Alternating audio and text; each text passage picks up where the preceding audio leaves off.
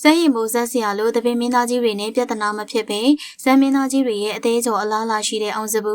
ပရိသတ်ကြီးမန္တလေးသိန်းစော်ရဲ့ဆောက်တဲ့စင်မင်းကရက်ကတော့မပြီးနိုင်မစီနိုင်ပါနော်အနည်းနဲ့အလားလာစူးစမ်းခဲ့ကြတဲ့ဇမ်းမင်းသားကြီးတွေရဲ့ဇက်တပင်ကိုညှိုးနှွဲအောင်လှုံ့ဆော်နေကြတယ်လို့ဆိုကြပါတယ်ဒီထဲကမှစမ်းရည်မိုးဆက်ပွဲကပွဲရှာပြီးတော့ဇက်စရာအောင်ကျော်ထွန်းရဲ့အပြုမှုတွေကြောင့်အပြောခံနေရပြန်ပါတယ်။အားလုံးထဲမှာမင်းသားအောင်စပူကတပင်တစ်ခေတ်ကိုစမ်းသစ်ပြီးတော့ဘယ်သူနဲ့မှပြဿနာမဖြစ်ပဲမန်မာနအထောင်လွှားခြင်းမရှိဘဲနဲ့ဇက်မင်းသားကြီးတွေရဲ့ပြောဆိုဆုံးမမှုတွေကိုနာခံပြီးလူချင်းလူခင်ပေါ်များနေရပဲဖြစ်ပါတယ်။ဇက်မင်းသားကြီးတွေရဲ့တုံ့တင်မှုနဲ့နီးပြမှုတွေကြောင့်အခုဆိုရင်တော့အောင်စပူဇက်တပင်ကတိုးတက်ပြောင်းလဲလာပြီးတော့အောင်မြင်လာခဲ့တာဖြစ်ပါတယ်နော်။အောင်စပူကတပင်မင်းသားကြီးတွေနဲ့အတူတူပွဲတွေကျင်းပခဲ့ပြီးတော့အခုများမှလည်းပြဆက်ယုံကြီးတွေမှာဇက်တိုက်ကပြဖျော်ပြခွင့်ရခဲ့ပါတယ်။အခုဆိုရင်ရောင်စုံဝေဖျားပန်းရောင်ကဘာဆိုတဲ့အမျိုးသားပြဆက်ယုံမှာကပြဖို့လုပ်နေကြပြီးအမျိုးသမီးများနဲ့ကလေးတင်ငယ်ဘဝမြင့်တင်ရေးအသင်းရန်ပုံဝေဖျော်ပြပွဲကိုအဆိုတော်တွေနဲ့အောင်စပူကအတူတူကပြခဲ့တာဖြစ်ပါတယ်။အောင်စပူလိုမျိုးအလားလာရှိပြီးတော့တပင်ကိုတောချိုင်းမဟုတ်ပဲမျိုးကလူတွေပါအားပေးတယ်ဆိုတဲ့